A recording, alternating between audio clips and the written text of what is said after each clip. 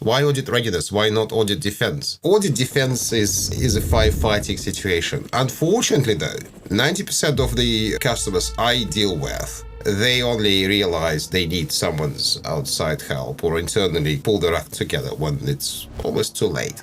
Not only when they just received an audit letter, but when they already submitted the data and maybe even received the first report. The difference between being ready for an audit and not being ready for an audit. Think about you have an exam in Russian language tomorrow. You can be fluent Russian speaker, but you won't necessarily pass an exam. Because one thing is to know a subject, and the other thing is to meet the expectations of the auditor. You may think you are compliant, you may think you have processes in place, you may think you have data and tools. Are you ready tomorrow when the auditor comes to your premises to give them all the data the way they require? To answer the questions the way they require? Are you sure you have all that? That's what I call audit readiness. A services provider licensing agreement, SPLA, is one of my favorite topics. I should really probably be more humble, but I call myself one of the probably 5 people in the world who really know the subject. I helped huge SPLA providers with audit defense exercises. I tried to pass a test on getlicensingready.com, Microsoft website that is dedicated to Microsoft licensing. I thought I know SPLA. I failed because I wasn't prepared for those particular questions the way they were asked. With all fairness, some of these questions weren't really relevant to the practical side of SPLA, but you get the same in an audit. The auditor's view, how it should be. You are asked the question, and by the way, can you give us that? Yes, please. And do you have entitlement from those years? Yes. There you go. This is entitlement from those years for this particular service. And do you know how you license this? Yes. We have it all prepared, written down. We have all the contracts in place. Data quality, unfortunately, is perceived in a way almost equal to completeness. Is it complete? We have 0 data and we have 100%.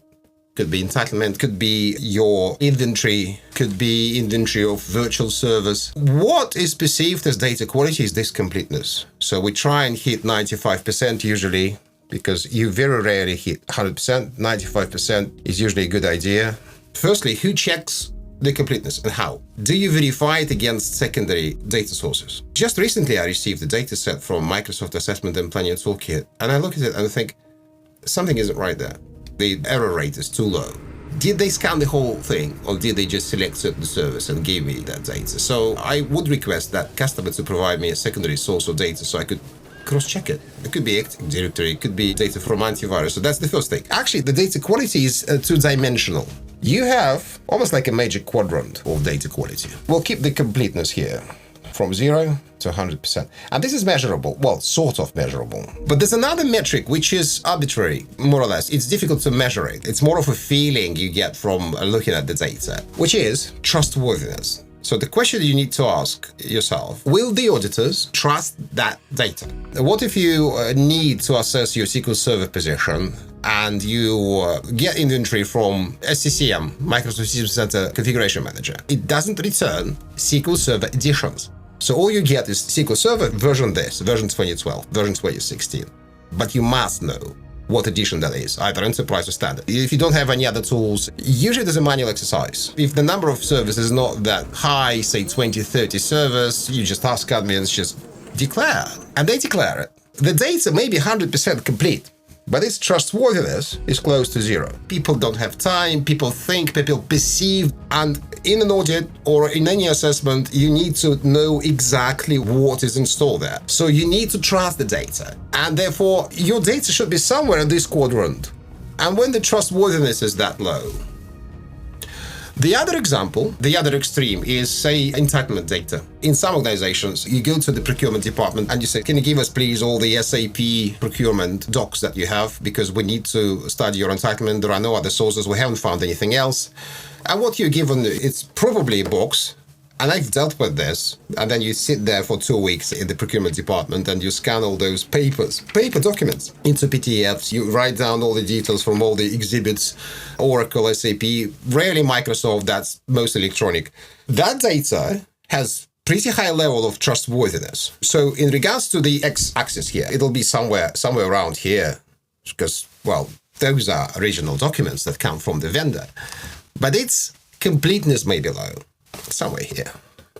Going back to my favorite, Microsoft. If I ask to provide full documentation on an enterprise agreement, it's a pretty long list. But what we usually give on is just the CPS, customer price sheet. Everybody keeps it. That's what usually you require when you model cost, just that piece of paper, because that's what you care about. But important details are also contained in all the other Microsoft Enterprise Agreement documents, product select forms. There could be some addendums. It's very important what checkbox you ticked when you signed an enrollment, whether you extended to all your affiliates or whether you not extended to all your affiliates. It's very important because that's your compliance and it could cost you millions if you do that improperly.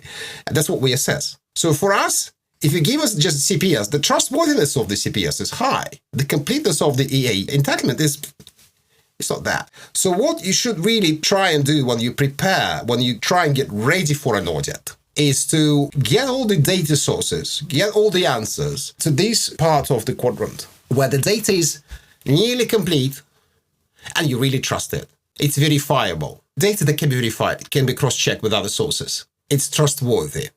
Any questions you have for these lives, and even if you want to discuss them privately, send them to me. I don't bite. Connect to me. And subscribe to this channel. Thank you, goodbye, and save with knowledge of Microsoft licensing. Have a good day.